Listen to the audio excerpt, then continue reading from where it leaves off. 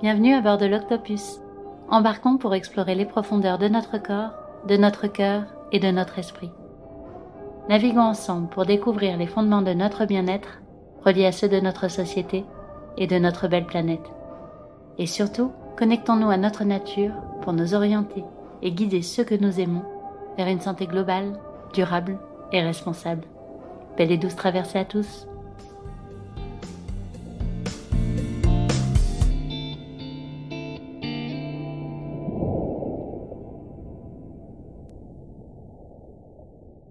Bonjour à tous, ici Marine, créatrice de ce podcast et exploratrice de l'harmonie dans cette drôle de vie.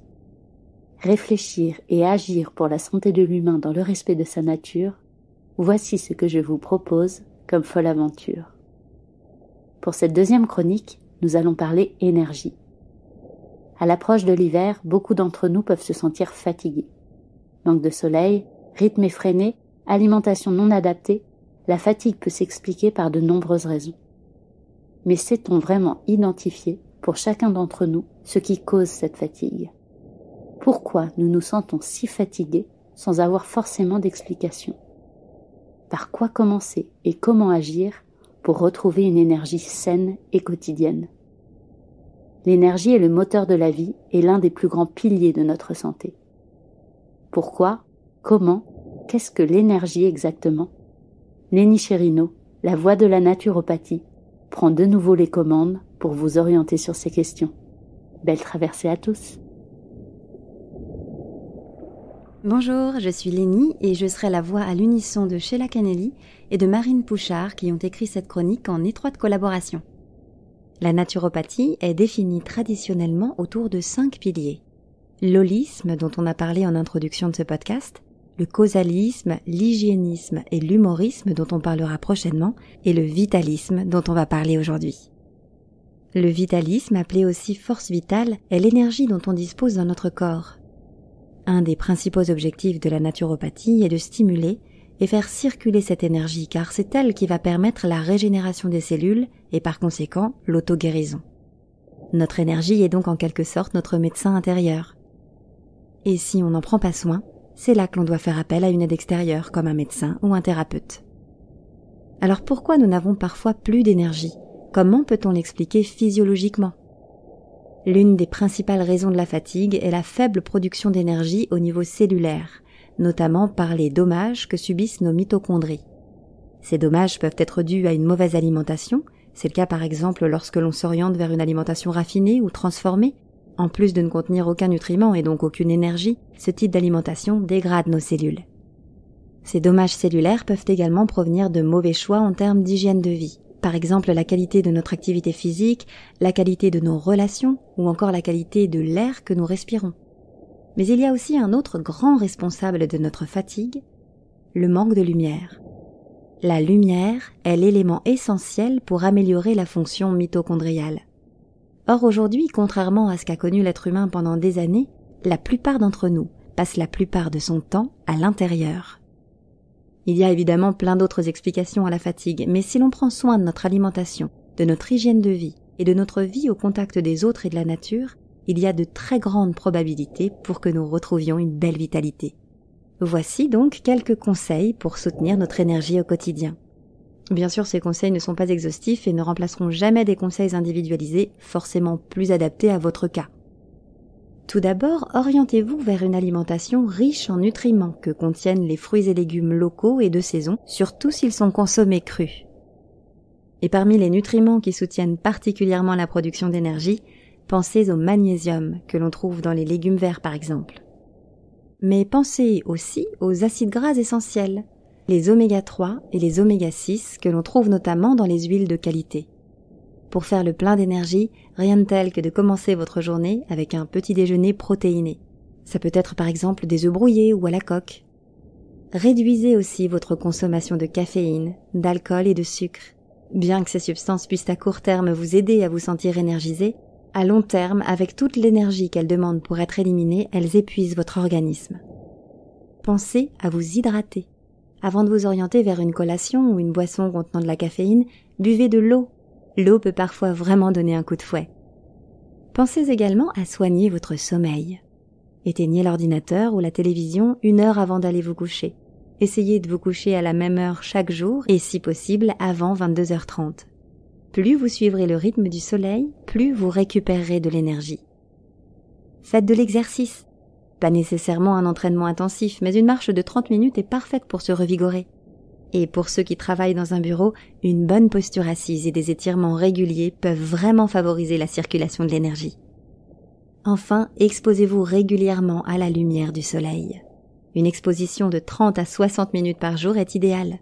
Si le soleil n'est pas au rendez-vous, peut-être faut-il alors penser à une complémentation en vitamine D.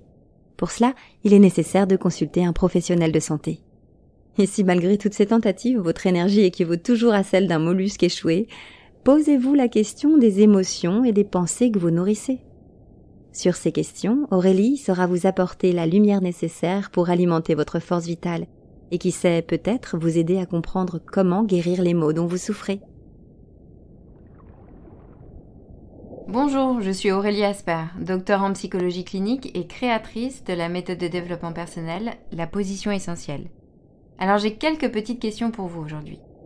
Est-ce que vous vous êtes déjà senti fatigué après un moment passé aux côtés d'une personne sans même avoir fait quelque effort physique que ce soit? Ou est-ce que vous vous êtes déjà senti requinqué après une franche rigolade? Ou peut-être est-ce que vous êtes déjà senti très fatigué après une période douloureuse de votre vie? Notre énergie fluctue constamment. Et l'activité physique, la quantité de sommeil, le type d'alimentation que nous assimilons ne paraissent pas toujours en cause. C'est pourquoi, suite aux précieux conseils sur le plan physique, je voulais ajouter un petit topo psycho-énergétique. Alors, nous sommes bien des êtres biologiques, en lien avec la nature et notre environnement extérieur. Mais nous sommes aussi des êtres de pensée, des êtres émotionnels et sociaux. Et les pensées, les émotions et les relations que nous alimentons nous coûtent ou nous donnent de l'énergie. Alors comment ? Concevez l'énergie comme le moteur du monde. Sans énergie solaire qui fait pousser les plantes, pas de nature, pas de vie. De même, notre corps dépourvu d'énergie se meurt. Ce phénomène invisible constitue donc notre force vitale. Maintenant, visualisez un être humain debout avec un tube invisible le traversant de la tête aux pieds. Ce tube ou canal est ouvert vers le ciel en haut et vers la terre en bas. Notre énergie circulerait dans les deux sens, formant ce qu'on appelle un tore qui nous encercle comme une bulle, tout en passant à travers nous. Je vous invite à regarder des images de Thor, T-O-R-E sur internet pour mieux comprendre. Économiser son énergie ou bénéficier pleinement de celle-ci afin d'être en bonne santé nécessite donc que cette circulation énergétique reste fluide, que rien ne vienne perturber son passage à quelque niveau que ce soit. C'est pour cette raison que les bouddhistes prônent le vide des pensées ou que les psychologues invitent à extérioriser les émotions douloureuses. De la même manière qu'un tube digestif nécessite d'être soulagé quand on est constipé, tout doit circuler. Alors, quand les pensées ou émotions que nous nourrissons sont pesantes et négatives, elles créent comme un nœud énergétique dense qui vient obstruer ce canal énergétique. Coupés de notre force vitale, nous nous vidons lentement, mais sûrement, jusqu'à ce que la fatigue se chronicise. De même, certaines de nos relations peuvent être énergivores. Les affects dépressifs et mélancoliques, les positionnements en victime, les plaintes et quêtes de justice, les culpabilisations et dévalorisations sont autant de puits énergétiques qui nous tirent vers le bas. Ça ne veut pas dire que la réalité ne les légitime pas, qu'on ne doit pas se plaindre ou chercher que justice soit faite quand on nous manque de respect. Ça veut dire que l'alimentation de ces positions intérieures, par les ruminations et la rancœur, est toxique pour nous-mêmes comme pour les autres. Donc, quand vous vous sentez fatigué, de manière chronique ou ponctuelle, bien sûr, demandez-vous toujours si vous avez fait des excès, alcool, alimentation, nuit courte, etc. Mais s'il n'y a rien de ce côté-là, ou si cela persiste après un rééquilibrage, pensez à regarder du côté des pensées que vous nourrissez, des émotions que vous gardez en vous et de la qualité des relations qui vous entourent. Et si, en effet, vous prenez conscience de blocage ou de pesanteur, sachez que de nombreuses techniques existent pour vous aider. Par exemple, la méditation vous aide à prendre de la distance par rapport aux pensées négatives, en cessant de vous y identifier. La communication non violente est une technique très utile, mais pas facile, pour apprendre à exprimer vos émotions à vos proches, poser vos demandes et limites et ainsi vous soulager sans créer de conflit. L'hypnose et la sophrologie vous aident à déconditionner des habitudes et croyances douloureuses. La psychothérapie vous permet de poser un nouveau regard sur les événements de vie, à les penser différemment. Et les thérapeutes corporels ou énergéticiens tels que naturopathes, acupuncteurs, fasciathérapeutes, ostéopathes, magnétiseurs, maîtres de yoga, kung-fu, qigong, etc. agissent directement sur votre niveau d'énergie. Restez donc ouverts à de nouvelles expériences, mais surtout, écoutez-vous afin de trouver là où les recettes qui vous conviennent à vous. Gardez cependant toujours en tête que tout est interconnecté et donc que vos efforts sur les pensées ou émotions seront toujours d'autant plus récompensés que vous vous occuperez aussi de votre corps et de votre environnement extérieur. Je vous laisse à présent avec Marine. À très bientôt. Et si on résumait, un des fondements de la naturopathie est de stimuler et de faire circuler notre énergie. C'est cette force vitale qui va permettre la régénération de nos cellules et donc l'auto-guérison. Notre hygiène de vie, comme notre alimentation, vont nous permettre d'agir sur cette énergie. Elle est d'autant plus fondamentale qu'elle est notre immunité naturelle, celle qui nous protège contre les agressions extérieures et donc contre les maladies. Mais si cette énergie circule dans notre corps, elle circule également dans notre esprit. Les émotions et les pensées qui nous traversent peuvent venir bloquer ou au contraire stimuler cette énergie. C'est notamment ce que nous enseigne une psychologie holistique. Ainsi, pour préserver et retrouver notre énergie, il faut se poser la question de ce qui alimente notre corps, mais également de ce qui alimente notre esprit. C'est grâce à cette vision globale que vous mettrez toutes les chances de votre côté pour vous sentir en pleine forme ou pour favoriser la guérison. Cependant, si vous avez la possibilité d'agir sur votre énergie personnelle, vous êtes aussi perméable à l'énergie de la société et de la planète dans lesquelles vous évoluez. Et c'est sur ces mots que je laisse la parole à Laurie Debauve, rédactrice en chef d'un journal indépendant et fraîchement au fait de l'état de santé de notre société et de notre environnement. Bonjour, je m'appelle Laurie, journaliste spécialisée en environnement, et je fais partie de ce fabuleux podcast pour essayer de vous montrer le lien entre santé individuelle et santé globale. Notre société occidentale a conçu ses habitants à son image. Avoir et faire toujours plus. Quand on trouve le moyen de se reposer, c'est souvent pour rajouter une tâche dans une quête effrénée de la performance. Et tout comme la nourriture que nous mangeons pour avoir de l'énergie, nos sociétés thermo-industrielles dévorent de nombreuses ressources pour fonctionner. Les énergies fossiles comme le gaz et le pétrole, le nucléaire et les renouvelables s'additionnent les unes aux autres pour composer ce qu'on appelle le mix énergétique français. L'énergie, c'est donc le sang physique de nos sociétés modernes, ce qui les fait fonctionner. Or, chacune des nouvelles sources d'énergie, au fil des siècles, n'a plus ou moins fait que s'ajouter au mix énergétique existant, un peu comme nous nous en demandons toujours plus à cause de notre insatiable appétit. Car l'énergie, ce n'est pas seulement celle qui permet d'allumer nos ampoules. Sur un baril de pétrole, qui représente 159 litres, la moitié sert à faire du carburant. Et à peu près 20% est utilisé dans la pétrochimie pour une grande majorité d'objets du quotidien.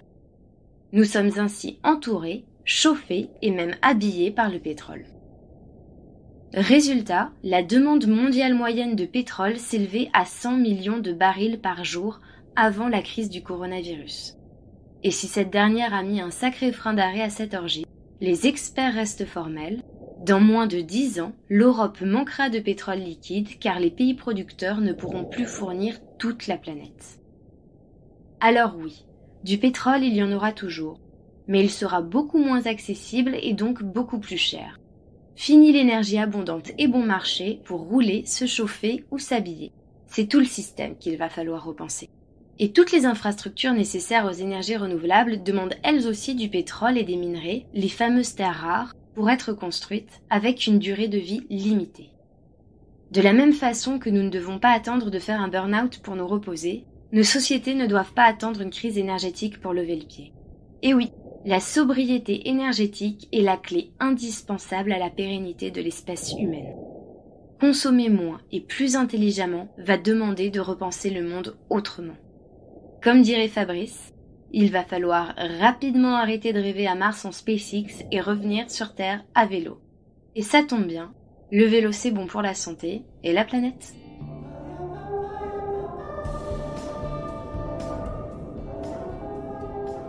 Et c'est ici que nous faisons escale.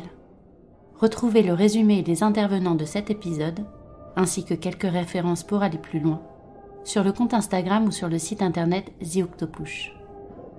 Si vous avez aimé l'extrait musical de ce générique, je vous invite à écouter l'artiste Brioche, qui prend soin d'apporter douceur et poésie à nos petites ouïes. Et enfin, si votre voyage à bord de l'Octopus a été apprécié, n'hésitez pas à offrir des cœurs sur vos applications préférées. À bientôt!